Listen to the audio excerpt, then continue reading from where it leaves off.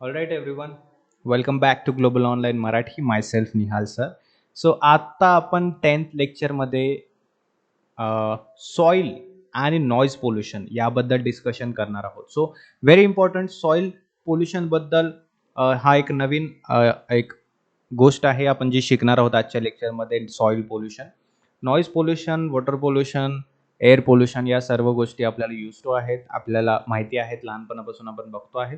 Soil pollution यामध्ये नवीन एक आपण शिकणार आहोत म्हणजे मातीमध्ये काय काय पोल्युशन होतं, मातीमध्ये काय काय न्यूट्रिएंट्स असतात जे की आपली जी पीक असतं, वनस्पती असतो त्याच्यासाठी इम्पॉर्टंट असतात. त्यामध्ये सुद्धा पोल्युशन होत असतं ड्यू टू सम रिझन्स ते आपण डिस्कस करणार आहोत. ठीक आहे. So I suggest everyone watch this video to the end. Before examination आपल्याला प्रिपरेशन आपलं चांगलं ठेवायचं आहे, स्ट्रॉंग ठेवायचं आहे. ठीक आहे. सो सगळे व्हिडिओ आपले इम्पॉर्टंट आहेत. प्रत्येक व्हिडिओ तुमच्या एक्झामिनेशन पर्स्पेक्टिव्हने खूप इम्पॉर्टंट आहे. सो कुठलाही व्हिडिओ तुम्ही मिस नका करू आणि कुठलाही व्हिडिओ तुम्ही मध्येच बंद नका करू. शेवटपर्यंत सर्व व्हिडिओ पहा जे की तुमच्या एक्झामिनेशनसाठी खूप इम्पॉर्टंट असणार आहे. ठीक आहे.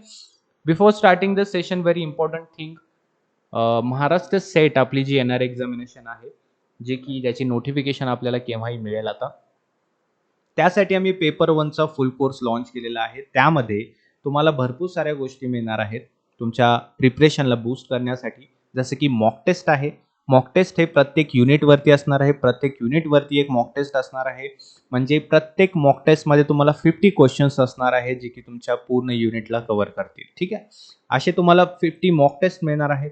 त्यानंतर संपूर्ण अभ्यासक्रमावरील नोट्स, व्हिडिओ लेक्चर्स जे की लाईव्ह रेकॉर्डेड दोन्ही सेशन्स असतील सरावासाठी, तुमच्या MCQs आणि PYQचं PDF हे सुद्धा तुम्हाला तुमच्या कोर्समध्ये मिळणार आहे. ठीक आहे. जॉईन करण्यासाठी या नंबरवरती व्हॉट्सअप मेसेज किंवा व्हॉट्सअप कॉल करून तुम्ही जॉईन करू शकता किंवा प्ले स्टोअरवरती ग्लोबल ऑनलाईनचं ॲप्लिकेशन डाउनलोड करा. त्या ॲप्लिकेशन थ्रू सुद्धा तुम्ही जॉईन करू शकता. त्यासाठी प्रोसेस जी आहे मी तुम्हाला सांगतो. ॲप्लिकेशन डाउनलोड करा. ॲप्लिकेशन ओपन केल्यानंतर या प्रकारचा तुम्हाला डॅशबोर्ड ओपन होईल. त्या ठिकाणी तुम्हाला तुमचा मोबाईल नंबर टाकायचा आहे. मोबाईल नंबर टाकल्यानंतर तुम्हाला OTP येईल. OTP आल्यानंतर तुम्हाला तुमचं रजिस्ट्रेशन करायचं आहे. रजिस्ट्रेशन केल्यानंतर OTP टाकल्यानंतर तुम्हाला असा डॅशबोर्ड ओपन होईल. त्यामध्ये जो तुमचा कोर्स आहे MH सेट 2022 तो तुम्हाला सिलेक्ट करायचा आहे जो की तुमच्या डॅशबोर्डवरती समोरच असेल. ठीक आहे. त्यामध्ये तुम्हाला ओपन केल्यानंतर दोन ऑप्शन्स दिसतील, ओव्हरव्ह्यू आणि कंटेंट. स्क्रोल डाऊन केल्यानंतर फ्री कंटेंट म्हणून या ठिकाणी तुम्हाला दिसेल. फ्री कंटेंटमध्ये तुमची पूर्ण इव्हॅल्युएशन टेस्ट जे आहे ते असतील. ठीक आहे. इव्हॅल्युएशन टेस्ट सर्वांनी अटेंड करायचे आहे. तुमच्या एक्झामिनेशन पर्स्पेक्टिव्हने खूप इम्पॉर्टंट आहे. त्यामध्ये तुमचा कुठलाही चॅप्टर जो आपण डिस्कस करणार आहोत त्यावरती इव्हॅल्युएशन टेस्ट असते. ठीक आहे. कंटेंटमध्ये तुमचे प्रत्येक नोट्स, तुमचे व्हिडिओ लेक्चर्स, लाईव्ह सेशन्स, त्यानंतर तुमचे टेस्ट है ना, या सर्व गोष्टी असतील. आणि बाय करण्यासाठी तुम्हाला या ठिकाणी खाली एक ब्ल्यू लाईन दिसेल त्यावरती तुम्ही जाऊन बाय करू शकता. ठीक आहे. सो अशा प्रकारे तुम्हाला जॉईन करायचं आहे आणि लवकरात लवकर जॉईन करा. आपल्याकडे टाइम सुद्धा खूप कमी उरलेला आहे.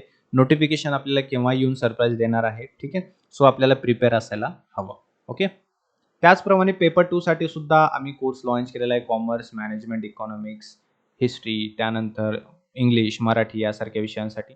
त्यामध्ये सुद्धा तुम्हाला mock test, notes, video lectures, सरावासाठी MCQs, PYQचं PDF हे तुम्हाला मिळणार आहे. जॉईन करण्यासाठी बघा ॲप्लिकेशनमध्ये असंच तुम्हाला ऑल कॅटेगरीजमध्ये तुम्हाला तुमचं MS सेट सिलेक्ट केल्यानंतर तुमचे जे काही तुमचा विषय आहे ते तुम्हाला तुमच्या समोर असतील. तो विषय तुम्हाला सिलेक्ट करायचा आहे किंवा तुम्ही या नंबरवरती व्हॉट्सअप मेसेज किंवा व्हॉट्सअप कॉल करून सुद्धा तुमचा पेपर 2चा कोर्स सुद्धा तुम्ही जॉईन करू शकता. ठीक आहे. Now let's get started with the lecture. Soil pollution आणि त्या पोल्युशनचे कॉजेस काय काय आहेत ते आपण डिस्कस करूया. मातीमध्ये सुद्धा प्रदूषण होत असतं. जी माती आहे आपली, माती म्हणजे काय, जो लँड एरिया असतो है ना, जो आपली जी जमीन असते त्याचा वरचा एक पातळ भाग किंवा पातळ थिन लेअर. ठीक आहे. ती जी असते ती काय असते, सॉइल असते. त्यामध्ये काय काय असतं, त्यामध्ये मिनरल्स असतात, काही ऑर्गॅनिक मटेरियल्स असतात है ना, carbon compound, generally derived form, या सर्व गोष्टी काय असतात सॉइलमध्ये असतात. ठीक आहे. Soil is a thin covering over the land consisting of mixture of minerals, organic material जसे की carbon compound, generally derived from the organisms, living organisms, air and water, ह्या सर्व गोष्टी तुमच्या मातीमध्ये आढळतात. त्यामध्ये डिफरंट टाइप्स ऑफ सॉइल्स असतात, ज्यामध्ये की क्ले असतो, है ना. क्ले म्हणजे काय, चिकन माती जी असते, है ना. व्हेरी फाईन पार्टिकल्स, सिल्ट असतं, सँड असतो, ग्रेव्हल असतात, है ना. या सर्व गोष्टी मातीमध्ये तुम्हाला किंवा क्लेमध्ये तुम्हाला मिळतील. ठीक आहे, म्हणजे मातीमधले हे काही गुणधर्म आहेत असं आपण बोलू शकतो. In combination they determine the soil texture. म्हणजे या सर्व गोष्टींचं कॉम्बिनेशन, या सर्व गोष्टी ज्यामध्ये असतात त्याला आपण म्हणतो सॉइल. ओके. सो सॉइल पोल्युशनच्या अगोदर आपल्याला सॉइल समजलं. सॉइलमध्ये काय काय पोल्युशन होऊ शकतं ते आपण आता डिस्कस करूया.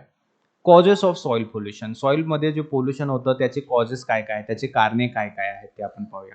त्यामध्ये सर्वात पहिला आहे, मुख्य आहे इंडस्ट्रियल वेस्ट. जे औद्योगिक कचरा असतो, जे इंडस्ट्रीजमधून जो सोडलेला कचरा असतो, त्यामुळे सुद्धा सॉइल पोल्युशन होत असतं. सॉइलमध्ये जे काही न्यूट्रिएंट्स असतात, जे क्ले असतो, या सर्व गोष्टी नष्ट होण्याची शक्यता असते due to the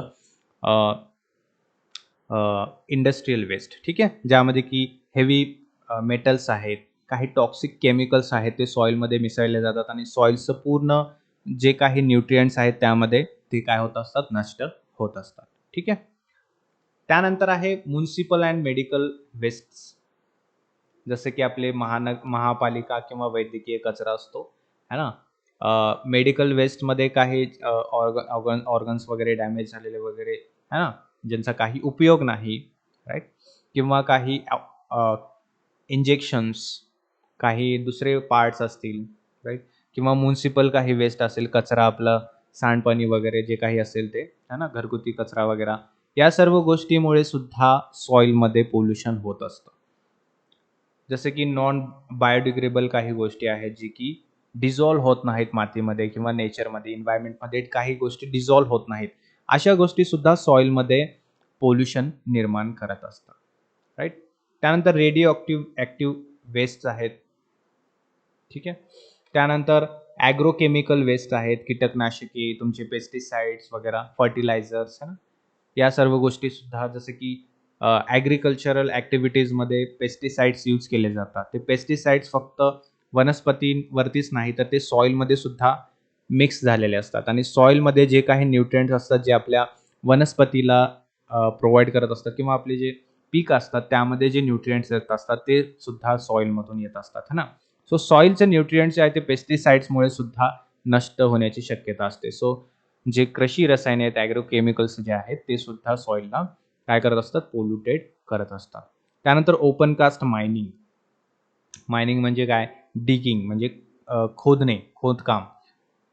earth surface जे आहे, पृथ्वीचे जे वरची माती आहे त्यावरती खोदकाम केल्यामुळे जी सॉइलचे जे न्यूट्रिएंट्स आहेत किंवा अन्य काही गोष्टी आहेत सॉइलमध्ये जे असतात इम्पॉर्टंट, त्या गोष्टी काय होत असतात, नष्ट होत असतात. ठीक आहे. त्यामधले मिनरल्स, त्यामधले न्यूट्रिएंट्स, त्यामधले गुड फॅक्टर्स, हे सर्व काय होतात, आपल्या डिगिंगमुळे, खोदकाम केल्यामुळे नष्ट होत असतात आणि सॉइल जे आहे ते काय होत असते, पोल्युटेड होत असते. ठीक आहे. So these are the some major causes. हे काही महत्त्वाचे कारणे आहेत जे की सॉइलला पोल्युटेड करत असतात. त्यानंतर आणखीन आहे ई वेस्ट. ई वेस्ट म्हणजे जसे की तुमचे इलेक्ट्रॉनिक वेस्ट आहेत, कॉम्प्युटर, मोबाईल फोन्स, टीव्ही वगैरे. या सर्व गोष्टी सुद्धा काय होतात, यांच्या कचऱ्यामुळे, यांच्या एका जागी साठवल्यामुळे सुद्धा सॉइलचं पोल्युशन वाढत असतं. ठीक आहे. Since these are the toxic nature, म्हणजे आपल्या निसर्गासाठी सुद्धा ह्या गोष्टी, ई वेस्ट जो आहे तो एक टॉक्सिक आहे, घातक आहे, विषारी आहे. ठीक आहे. They affect the quality of soil. जी आपली मातीची क्वालिटी असते, जे आपले मातीचे गुणधर्म आहेत, गुण आहेत, है ना, ते सुद्धा काय करत असते, नष्ट करत असते, त्यावरती परिणाम करत असते. ठीक आहे.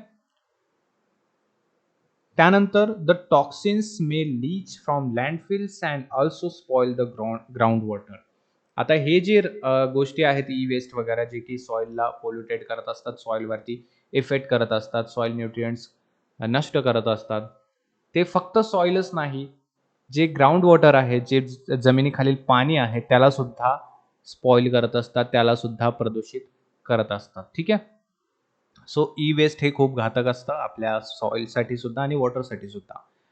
त्यानंतर आहे पेस्टिसाइड्स अँड फर्टिलायझर, जे की आपण कृषी उद्योगमध्ये किंवा ॲग्रो केमिकल्समध्ये पाहिलं होतं. Temperature, light and carbon dioxide level affects the photosynthesis. Photosynthesis म्हणजे सूर्यापासून जे सूर्यकिरण जे वनस्पतीला हवे असतात, वनस्पतीसाठी उपयोगी असतात, गरजेचे असतात, त्याला त्या प्रोसेसला फोटोसिंथेसिस असं म्हटलं जातं. ठीक आहे. सो हे जे हार्मफुल काही केमिकल्स, हार्मफुल काही गॅसेस जेव्हा सनलाईटमध्ये पसरले जातात, सो त्यामुळे फोटोसिंथेसिस प्रोसेसला काय होत असतं, इफेक्ट होत असतो. Farmers use fertilisers, pesticides and biological control to increase crop yields. हे फार्मर्स काय करतात, शेतकरी काय करतात, जे खत असते त्याला वाढवण्यासाठी किंवा उत्पादन वाढवण्यासाठी फर्टिलायझर्स यूज करत असतात, कीटकनाशके यूज करत असतात. त्यामुळे सॉइल जे आहे त्यामधले न्यूट्रिएंट्स वगैरे कमी होत असतात. ठीक आहे. Excessive use of fertilisers reduce the population of soil borne organisms, the crumb structure of the soil and productivity of the soil. जास्तीत जास्त जे फर्टिलायझर्स आहेत, है ना, जे आपले काही रसायन्स आहेत, है ना, कीटकनाशके वगैरे, ते जास्त प्रमाणात यूज केल्यामुळे जे मातीमधील जी क्वालिटी आहे, प्रोडक्टिव्हिटी क्वालिटी आहे, उत्पादन क्वालिटी जी आहे मातीची, है ना, ती काय होत असते, ती नष्ट होत असते. त्यामुळे शेतीचं जे पीक आहे किंवा खत जे आहे त्यावरती सुद्धा त्याचा परिणाम होत असतो किंवा जे व्हेजिटेबल्स वगैरे त्यातून जे न्यूट्रिएंट्स आपल्याला मिळणार असतात ते सुद्धा कमी होत असतात. ठीक आहे. Due to excessive use of fertilisers. ठीक आहे. Then next one is noise pollution. ध्वनी प्रदूषण आपल्याला सर्वांना माहितीच आहे की ध्वनी प्रदूषण म्हणजे एक पर्टिक्युलर लेवलच्या वरती जेव्हा आवाजाची लेवल जर वाढत असेल तर त्यामुळे फिजिओलॉजिकल सुद्धा आणि सायकोलॉजिकल सुद्धा डॅमेज होत असतो. ठीक आहे. म्हणजे तुमच्या अवयवावरती म्हणजे मेंदू, तुमचं कान, तुमची भ्रमण शक्ती, या सर्व गोष्टींवरती तर परिणाम होतोच, परंतु तुमची विचार करण्याची शक्ती, तुमची जी सायकोलॉजिकल गोष्टी आहेत त्यावरती सुद्धा याचा परिणाम होत असतो. Noise pollution may be defined as environmental noise that causes psychological or physiological damage if the volume is high or exposure is prolonged. म्हणजे जास्त पर्यंत किंवा दीर्घकाळ हे जर नॉईज होत असेल किंवा आवाज याची लेवल जास्त असेल तर त्यामुळे ध्वनी प्रदूषण होत असतो. आणि ध्वनी प्रदूषणमुळे काय होतं की जास्त वेळ हे दीर्घकाळ जेव्हा नॉईज होत असतो त्यामुळे शारीरिक सुद्धा आणि मानसिक सुद्धा काय होतं, नुकसान होत असतं. Noise is also defined as unwanted sound. जे काही अनवॉन्टेड असतं, आपल्याला त्याची गरज नसते, है ना, अशा जे नॉईज असतो किंवा आवाज असतो त्यामुळे हे नॉईज पोल्युशन होत असतं. Where it is an irritant and a source of stress. त्यामुळे स्ट्रेस वाढतो आणि इरिटेशन, चिडचिडपणा ह्युमनमध्ये आपल्याला बघायला मिळतो त्यामुळे, है ना. बघा, रिसेंटली काही ट्रेंड चालू आहे, जसं की कानामध्ये इयरफोन्स लावून हाय व्हॉल्यूमने गाणे ऐकणे, म्युझिक ऐकणे, है ना. या गोष्टीमुळे काय होतं, त्या पर्टिक्युलर एन्जॉयमेंटसाठी, पर्टिक्युलर एका सॅटिस्फॅक्शनसाठी एक लाँग टर्म इफेक्ट आपल्या बॉडीवरती होत असतो. जे नॉर्मल रेंज आहे 60 डेसिबल, एक नॉर्मल रेंज आहे कन्व्हर्सेशनची किंवा आपल्या हिअरिंग कॅपॅसिटीची, त्यावरती 80 डेसिबल, 100 डेसिबल या लेवलवरती जर आवाज प्रोलॉंग्ड असेल, दीर्घ काळापर्यंत आपण ऐकत असू, तर त्यामुळे आपल्या सायकोलॉजिकल गोष्टीवरती सुद्धा परिणाम होत असतो. आपल्या फिजिकल गोष्टीवरती सुद्धा त्याचा परिणाम होत असतो. Hair cells in the ear are damaged to an extent that can not be repaired or replaced. हे जे आपले ऐकण्याची क्षमता जे असते, आपले हिअरिंग सेल्स जे असतात, है ना, आपले hearing cells, actually not hair cells, hearing cells, त्या पेशींवरती सुद्धा याचा परिणाम होत असतो आणि खूप घातक परिणाम होत असतो. इतका घातक असतो की त्याला रिप्लेस करणं किंवा ते रिपेअर करणं ते सुद्धा पॉसिबल नाही आहे. ठीक आहे. सो त्यामुळे 60 डेसिबलपर्यंत आवाज असणं हे गरजेचं आहे. त्यामध्ये काही कॉजेस आहेत, काही कारणं आहेत जे की नॉर्मल रेंज आहे ऐकण्याची, ध्वनी प्रदूषणची, ध्वनीची ॲक्च्युली, ते वाढवत असते. बघा त्यामध्ये ट्रॅफिक नॉईज आहे, एअर ट्रॅफिक नॉईज आहे. ट्रॅफिक नॉईजमध्ये काही शहरामधील प्रदूषण असतात. गाड्यांचा आवाज असेल, इंडस्ट्रियलचा आवाज असेल, है ना? या सर्व गोष्टी मॅक्सिमम 90 डेसिबल टू 100 डेसिबल पर्यंत एक साउंड लेवल, एक नॉईज लेवल निर्माण करत असतात आणि ते खूप घातक असतं आपल्या ह्युमन बीइंगसाठी, ॲनिमलसाठी, एन्व्हायर्नमेंटसाठी सुद्धा. ऑलराईट. त्यानंतर आहे air traffic noise. Air traffic noise जे आहे, जे आपली रोड ट्रॅफिक आहे त्यापेक्षा सुद्धा जास्त असतं. है ना? जे एअर ट्रॅफिक आहे, हवाई वाहतूक जे असतात त्याच्या आवाजामुळे सुद्धा, त्याच्या ध्वनीमुळे सुद्धा काय होत असतं, पोल्युशन होत असतं, नॉईज पोल्युशन होत असतं. जसं की आपण पाहिलं की 90 टू 100 डेसिबल पर्यंत ट्रॅफिक नॉईज जे आहे ते नॉईज करत असतं आणि एअर ट्रॅफिक जे आहे ते 130 डेसिबल पर्यंत एक नॉईज, एक नॉईज पोल्युशन निर्माण करत असतं. So air traffic is more hazardous than traffic noise, right? Next one is construction sites. Construction sites म्हणजे ज्या ठिकाणी बिल्डिंगचं काम चालू आहे, बांधकामाचं काम चालू आहे, इमारती बनवण्याचं आहे ना, किंवा कार पार्किंगचं काम चालू आहे. त्या ठिकाणी सुद्धा मॅक्स टू मॅक्स 110 डेसिबल पर्यंत सुद्धा काय होत असतं, नॉईज होत असतं. त्यानंतर ॲनिमल्सचा सुद्धा नॉईज असतो, कुत्र्यांचं भुंकणे वगैरे वगैरे, है ना? ते सुद्धा मॅक्स टू मॅक्स 60च्या पुढे 60 टू 80 डेसिबल पर्यंत नॉईज जे आहे ते बनवत असतात. ठीक आहे. सो अशा प्रकारे नॉईज पोल्युशन होत असतं आणि सॉइल पोल्युशन सुद्धा होत असतं.